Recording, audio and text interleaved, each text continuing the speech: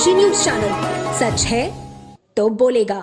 मऊ में deputy CM Keshav Maurya ने कहा कि प्रधानमंत्री नरेंद्र मोदी का डंका पूरे देश में बज रहा है।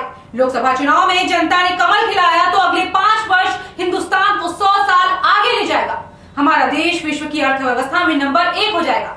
इसे कोई ताकत भी नहीं रोक सकती है। डिप्टी सीएम केंद्र सरकार के 9 वर्ष पूरे होने पर कोपागंज के बापू इंटर कॉलेज के मैदान में भाजपा की तरफ से आयोजित जनसभा को संबोधित कर रहे थे। डिप्टी सीएम ने कहा कि 2024 के चुनाव से पहले आया हूं और जनता से पूछना चाहता हूं कि जनता इस बार पीएम किसको देखना चाहती है। गरीबों, किसानों, मजलूमों का साथ देने वाली, विकास को गति देने वालों की, देश को 5वीं अर्थव्यवस्था बनाने वालों की या गुंडों का साथ देने वालों की। इस बीच जनता ने हाथ उठाकर हर हर मोदी के नारे लगाए। उन्होंने कहा कि 2024 के चुनाव में घोसी लोकसभा से यहां की जनता ने हरिनारायण राजभर को सांसद बनाकर भेजा। 2019 में यह सीट हमारे हाथ से निकल गई। ऐसे में जनता को फैसला करना है कि वह मुस्लिम तुष्टीकरण की राजनीति करने वाले, महिलाओं के साथ अत्याचार करने वाले व दंगा फैलाने वालों का सबक सिखाएगी। मुझे पूर्ण विश्वास है कि आगामी लोकसभा चुनाव में यहां की जनता घोसी सीट के साथ ही उत्तर प्रदेश की 80 सीटों पर कमल खिलाएगी।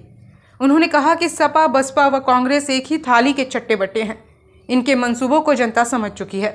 डिप्टी सीएम ने कहा कि पिछले लोकसभा चुनाव में सभी विपक्षी पार्टियां एक हो गई थीं। इसके बावजूद भाजपा का कुछ नहीं बिगाड़ पाए। अब सारे विपक्ष एक होकर लोकसभा चुनाव में भाजपा को पटखनी देने की रणनीति बना रहे हैं। यही नहीं, सपा, बसपा व कांग्रेस मिलकर प्रधानमंत्री पद का प्रत्याशी भी ढूंढ रहे हैं। अगले लोकसभा चुनाव में सपा समाप्तवादी पार्टी बन जाएगी।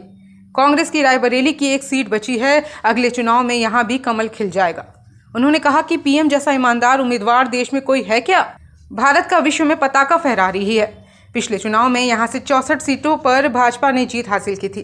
इसमें 16 सीटें अन्य के हिस्से में गई थी।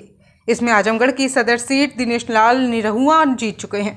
उन्होंने चुटकी लेते हुए कहा कि सपा मुखिया अखिलेश यादव की चच्चा की रामपुर सीट पर भी भाजपा का कब्जा हो गया है।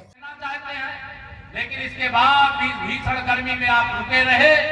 हम आपको भरोसा दिलाना चाहते हैं, ये गर्मी में जो आपका पसीना बह रहा है, इस पसीने का महत्व हम समझते हैं, क्योंकि बचपन से ही गरीबी में जीवन जी करके पसीना बहाने का मतलब हम जानते हैं। हमने भी खेतों में काम किया है, हमने भी गरीबी का दर्द दिया है।